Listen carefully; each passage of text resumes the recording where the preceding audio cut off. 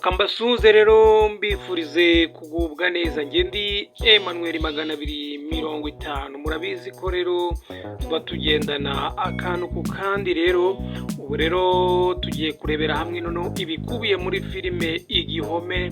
Ni filime rero ya Miki nshyashya isaba rero sosiyete kureka guheza abafite ubumuga. Iyi rero ni filime Miki rero yatangiye gukina, aho umukinnyi wa filime ukunzwe muri iki gihe rero Miki yashyizeho isoko rero rya filime nshyashya yise Igihome. Rero iyi rero ikaba igemeje kwerekana uburyo abantu bafite ubumuga bakomeje guhezwa ndetse muri sosiyete, ariko kandi ikanatanga rero ubutumwa bukomeye cyane bwo kubegera ndetse no kubaha urukundo nk'abandi bose. Rero mu kiganiro Miki yagiranye natwe, Miki rero yavuze ko iyi filime ayigiye rero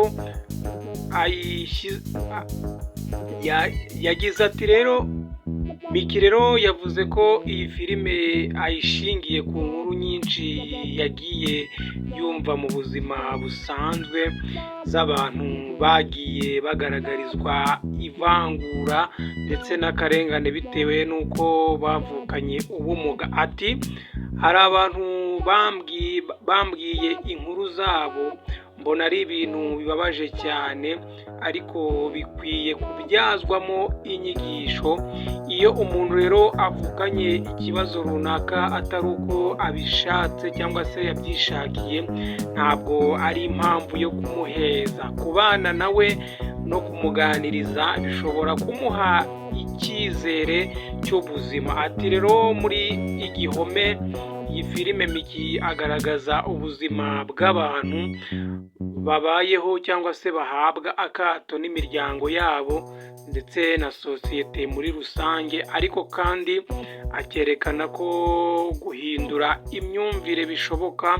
Ati inyigisho nshaka gutanga ni uko umuntu ari umuntu uko yaba ameze kose. Uyu mukinnyi rero avuga ko iyi filime ayitezeho impinduka nyinshi mu mitekerereze ndetse y'abazayireba, kuko yiganjemo inyigisho zifite agaciro gakomeye mu mibanire ya buri munsi. Kandi yongeyeho ko nubwo asanzwe asohora izindi filime, iyi filime Igihome rero ifite umwihariko ku butumwa bwayo, bityo ko ayitezeho rero impinduka no kuba ndetse no mu rugendo rwe rwa sinema. Miki rero amaze imyaka 4 muri sinema, avuga ko yamuhinduriye ubuzima kuko sinema niyo itunze umuryango we ndetse ni nayo imitunze, inatungira umuryango we ndetse muri rusange. Ati nayitangiye rero ntazi aho izangeza, ariko ubu imaze kungirira akamaro kenshi ndetse n'umuryango wanjye. Yankuye mu bwigunge, inyereka abantu banshyigikira kandi banyumva. Ashimira rero abantu bamubaye hafi barimo agapromota, ndetse avuga ko yamubereye inkingi ikomeye mu rugendo rwe. Ati rero ni urugendo rwa sinema rwambereye rwiza, nubwo hari ibigeragezo byinshi, ariko sinigeze ncika intege, kandi nizeye ko mu myaka 3 cyangwa 5 iri imbere ibintu bizaba byiza cyane kurushaho. Filime rero Igihome ni igikorwa cyihariye kigaragaza ko ubumuga atari impamvu yo guhezwa, ahubwo ko buri wese akwiye guhabwa amahirwe angana ndetse agahabwa urukundo n'icyizere cy'ejo hazaza.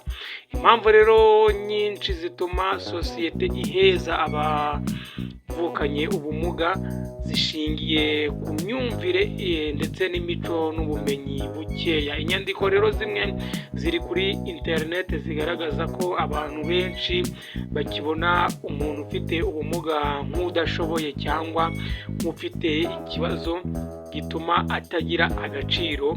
Ibi rero bituma bamufata nk'udafite uruhare mu muryango cyangwa utabasha kugira icyo ageza ku bandi. Hari rero n'abandi batigeze bigishwa cyangwa ngo bamenyeshwe ko ubumuga atari uburwayi, ko umuntu ufite ubumuga nawe ashoboye kandi ashobora gukora nk'abandi. Iyo rero abantu batazi biviramo rero gutinya cyangwa kwirinda abafite ubumuga. Rero mu muco wa bamwe hari aho rero bafite ubumuga bafatwa nk'ikimenyetso cy'amakosa cyangwa ibihano by'Imana, bikabaviramo rero guhezwa n'imiryango yabo ndetse n'abaturanyi. Abafite rero ubumuga bakunze kubuzwa amahirwe yo kwiga, kubona akazi cyangwa kugira uruhare mu bikorwa rusange. Ibi rero bibatera kwiheba, bikarushaho kubashyira mu kato. Aho rero ibikorwa remezo nk'inyubako, amashuri cyangwa imodoka za rusange zitatekereje rero ku bafite ubumuga, nabo rero bituma bahora barinzwe ahantu henshi, bigatuma rero abandi batamenyera cyangwa ngo babafate nk'abandi. Kuba rero abafite ubumuga batagaragara bihagije mu bitangazamakuru cyangwa mu nzego zifatirwamo ibyemezo, bituma rero ibibazo byabo bititabwaho uko bikwiriye, bityo rero bagakomeza guhezwa. Ibi byose rero bikwiye guhinduka binyuze mu guhindura imyumvire, kwigisha sosiyete no gutanga amahirwe rero angana ku bantu bose,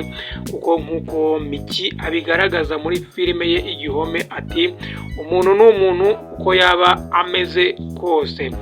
Ibi rero Miki abishyize hanze iyi filime nyuma y'uko umusore Danizo nawe aherutse gushyira filime y'uruhererekane rero nawe irimo iracicikana inyura ku mbuga nkoranyambaga, nayo irimo ibyo bintu byo kwerekana ko abafite ubumuga burya bafite akamaro ndetse bafite n'icyo bahindura muri sosiyete, atari abantu rero bo gufatwa nk'uko bishakiye, nk'uko Miki nawe abisobanuye muri iyi filime ye igiye gutangira rero y'uruhererekane. Ikaba imeze neza, ari filime rero yitwa Igihome. Akaba ari filime rero Miki agiye kuba ashyira hanze, seri kabisa imeze neza, yanditse kandi inonosoye. Ngende Emmanuel, kora subscribe rero kugira ngo ujye ubonera amakuru ku gihe. Gira umunsi mwiza, ciao ciao.